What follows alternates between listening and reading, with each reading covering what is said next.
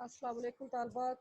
आज हमारा लेक्चर आदमी नस्ल की तफ़हीम व तशरीह है, जिसका कुछ हिस्सा हम कल मुकम्मल कर चुके हैं। आज उसके बकिया हिस्से की तरफ आएंगे। स्क्रीन पे आपके सामने नस्ल मौजूद। हम इब्तदाई 4 अशार कर चुके हैं। आज 5वें शेर की तफ़हीम की तरफ आइएगा। उम्र भर सहरा नवर्ती की मगर शादी ना की, कैस दीवाना भी था कितना समझदार आदमी। कैस दीवाने ने सारी उम्र सहराओं की खाक छानी लेकिन शादी ना की। बज़ाहिर तो वो दीवाना था, लेकिन हकीकत में इंतहाई समझदार आदमी था। शायर इस शेर में एक तलमी जो कि लोक इश्किया दास्तानों में से ली गई है, उसे बयान करते हैं कि कैस दुनिया की नज़र में एक दीवाना था जिसे किसी चीज़ का होश नहीं था, लेकिन अगर हम हकीकत में देखें तो वो इंतहाई समझदार आदमी निकला, क्योंकि उसने सहरा नवर्दी तो की लेकिन शादी नहीं की। शायर यहाँ पे इश्क के मैदान में उठाए गए मसाइब को शादी की निस्बत कम तकलीफ दे करार देते हैं। यानी शायर कहते हैं कि उसने सारा कुछ किया, सहरा नवर्दी भी की, इश्क भी किया, दीवानगी भी दिखाई, लेकिन शादी के बाद जो पैदा होने वाले मसाइल थे उन सब से बच गया। यानी उसने ये चीज़ ज़हन में रख ली कि जो भी हो, शादी के बाद वाले मसाइल जो हैं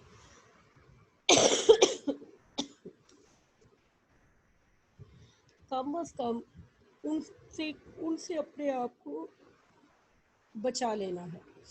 शायर कहते हैं कि वो इंतहाई अक्लमंद बंदा था कि जो ज़िंदगी के बाद पैदा होने वाले मसले मसाइल जो हैं उनसे बच गया।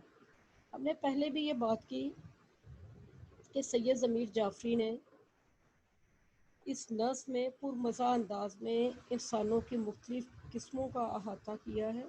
इंसान की जो मुख्तलिफ़ किस्में हैं उन्हें यहाँ पे बयान किया है कि दुनिया में हर तरह के इंसान मिलते हैं, हर किस्म के इंसान हैं, जिनमें से एक किस्म कैस जैसे दीवानों की भी है जो अपनी ज़िंदगी दीवानगी में गुजार देते हैं, लेकिन साथ ही पुरमज़ा अंदाज में ये भी बयान कर दिया कि था वो समझदार ही कि उसने कम अज़ कम अपने आप को शादी के बाद इज़दवाजी ज़िंदगी और बच्चे, बीवी, घर बार, सब्ज़ी, इस किस्म के तमाम मसले मसाइल से, सब्ज़ी लाना, घर का सौदा सर्फ लाना, इन तमाम मसले मसाइल से अपने आप को बचा लें। शेर नंबर 6 है, दानिश व हिकमत की सारी रोशनी के बावजूद कम ही मिलता है ज़माने में कम आज़ार आदमी।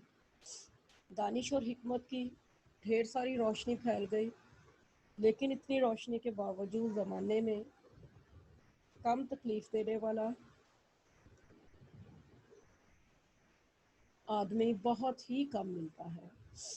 सैयद ज़मीर जाफ़री बयान करते हैं कि दुनिया में दानिश और हिकमत की ढेर सारी रोशनी फैल गई कि पहले ये था कि चंद अफराद पढ़े होते थे, लेकिन अब हर शख्स अपने आप को MA, BA, MPhil, PhD करार देता है, इंतहाई पढ़े हुए हैं जी, हम बहुत बड़े दानिश्वर हैं।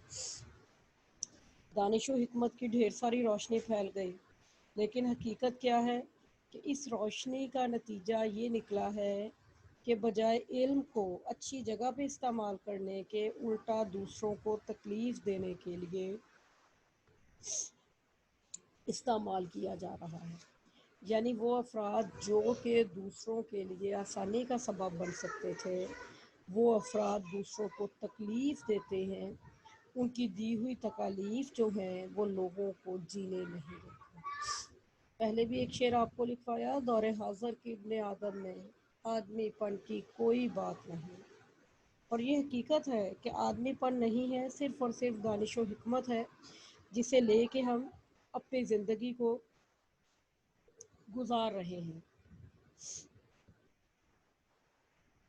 ڈھونڈنے والا ستاروں کی گزرگاہوں کا اپنے افکار کی دنیا میں سفر کر نہ سکا، جس نے سورج کی شعاؤں کو گرفتار کیا، زندگی کی شب تاریک سحر کر نہ سکا۔ شاعر نے انسانوں کی مختلف قسمیں بیان کرتے ہوئے انسانی زندگی کا المیہ بیان کیا ہے۔ انسانی زندگی کا المیہ کیا ہے کہ انسانوں میں سے انسانیت ختم ہو گئی ہے اور اس کے نتیجے کے طور پہ بغیر احساس کے جو انسان ہیں وہ ہمارے ارد گرد موجود ہیں۔ احساس رکھنے والے انسان ناپید ہو چکے ہیں، اور شاید اس نثر میں اسی چیز کو بیان کر رہے ہیں کہ وہ انسان جو کہ ایک دوسرے کے دکھ درد میں شریک تھے، جن کی دانش و حکمت چاہے کم تھی، لیکن وہ ایک دوسرے کے زخموں کے مرہم محبت سے رکھتے تھے۔ لیکن اب ایسا ہے کہ حکمت بہت بڑھ گئی، پڑھائی بہت بڑھ گئی، لیکن نتیجہ یہ نکلا ہے کہ دنیا میں مصائب بھی اتنے ہی رفتار سے بڑھتے چلے جا رہے ہیں۔ نیکسٹ شعر کی طرف آئیے گا۔ دل رہینے سومیا دستار رہینے میں کدا، تھا ضمیر جعفری بھی ایک مزیدار شخص۔ رہین کہتے ہیں رہن رکھنا، گروی رکھنا۔ سوما کہا جاتا ہے کلیسا کو، چرچ کو۔ دستار پگڑی ہے۔ رہینے میں قدا میں گروی رکھنا، میں قدے میں شراب خانے میں گروی رکھنا۔ دل جو ہے وہ تو کلیسا میں گروی رکھا ہوا ہے، جبکہ پگڑی شراب خانے میں رکھی ہے۔ ضمیر جعفری بھی ایک بڑا ہی مزیدار شخص ہے۔ اس شعر پہ غور کیجیے گا۔ شاعر نے اپنے نام کا حوالہ دیتے ہوئے انسانوں کا جو دوغلا پن ہے اسے ہمارے سامنے بیان کیا ہے۔ شاعر کہتے ہیں کہ دل گرجا کی طرف مائل ہے۔ اب یہاں پہ گرجا کلیسا کو بھی لے سکتے ہیں، کلیسا کو بھی، عبادت گاہ کو بھی، یعنی دل کلیسا کی طرف مائل ہے، جبکہ پگڑی جو ہے وہ شراب خانے میں ہے۔ ضمیر جعفری ایک مزیدار شخص ہے کہ وہ دین اور دنیا دونوں ساتھ ساتھ لے کر چلنا چاہتا ہے۔ شاعر نے اس شعر میں ہماری یعنی انسانوں کی جو دوغلی پالیسی ہے اسے یہاں پہ بیان کیا ہے کہ انسانوں کا طریقہ کار، انسانوں کا طرز عمل کیا ہے کہ وہ محاورہ ہے نا، بغل میں چھری منہ میں رام رام، اس کے مطابق چلنا چاہتے ہیں، یعنی منہ پہ میٹھے ہیں، دل کے کھوٹے ہیں۔ بظاہر منہ پہ ورد اللہ کے کلام کا ہے، لیکن حقیقت میں ہر برائی کی طرف مائل ہیں۔ دنیا میں دنیاوی فائدے بھی اٹھانا چاہتے ہیں، لیکن غیبت کے ذریعے سے دوسرے کے لیے وبال پیدا کرنے کی کوشش کرتے ہیں۔ بقول شاعر منہ پر میٹھی میٹھی باتیں، غیبت میں انداز جدا، کتنے رنگ بدل لیتے ہیں یہ جانے پہچانے لوگ۔ شاعر یہاں پہ یہی بات بیان کرتے ہیں کہ یہ جو افراد ہیں ہمارے ارد گرد، طرح طرح کے رنگ بدلنے کے ماہر ہیں، ان کی زندگی کا ایک ہی مقصد ہے کہ وہ اپنے لیے جائز ناجائز ہر ذرائع سے سہولیات اکٹھی کریں اور دوسرے کے لیے دوسرے کے لیے صرف اور صرف تکلیف ہی اکٹھی کریں اور اپنے لیے ہر قسم کی آسائشات کو اکٹھا کرتے چلے جائیں، چاہے اس کے لیے انہیں جو مرضی دوغلی پالیسی اپنانی پڑے۔ ایک اور شعر میں اسی کیفیت کو بیان کیا گیا ہے۔ میں بھی ہوٹل میں پیو چندہ بھی دو مسجد میں، میں بھی ہوٹل میں پیو چندہ بھی دو مسجد میں، شیخ بھی خوش رہے شیطان بھی ناراض نہ ہو۔ اب یہ آخری شعر ہے۔ پہلے کشتی ڈوب جاتی تھی نظر کے سامنے، اب گرے گا بحر اوقیانوس کے پار آدمی۔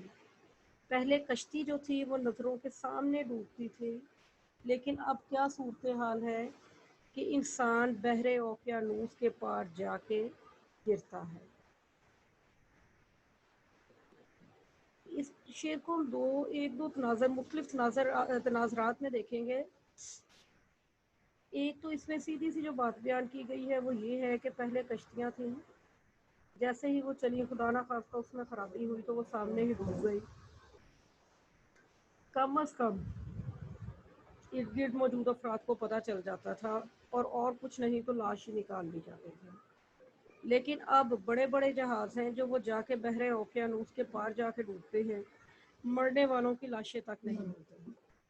اس میں در حقیقت ایک حوالہ ٹائٹینک کا بھی ہے. ٹائٹینک جو جہاز تھا یہ 14 اپریل 1912 میں بنایا گیا. اس کا مطلب بھی یہی تھا، ہمیشہ رہنے والا. اور اس کے بارے میں نعوذ باللہ بنانے والے نے کہا تھا کہ اسے خدا بھی نہیں ڈبو سکتا. اور یہ اپنی پہلی جو اس کا چلنا تھا اسی میں ہی یہ ڈوب گیا تھا، اور اس میں سے بہت کم افراد جو بچے تھے.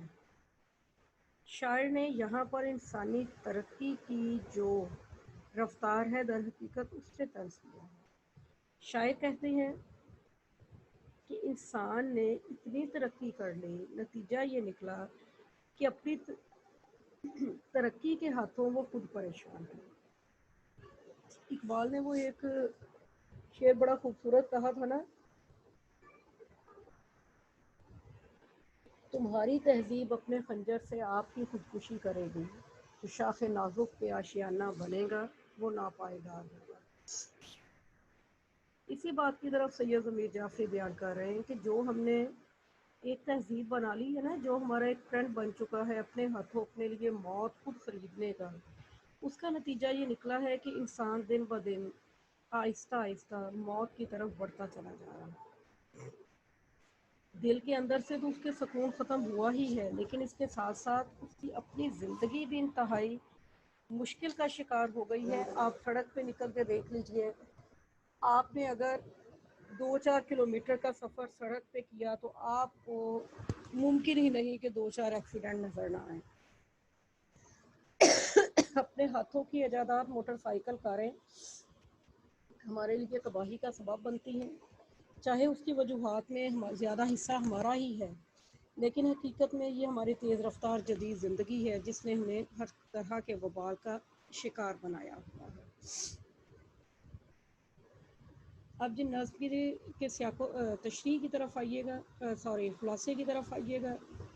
سید ضمیر جعفری اس نظم میں آدمی کی مختلف اقسام بیان کرتے ہوئے دور جدید کے آدمی پہ طنز کرتے ہیں کہ دور جدید کا آدمی مادیت پرست ہے. پہلے انسان علم، دل اور پیار تھا، جبکہ آج کل زر، کثر اور کار ہے.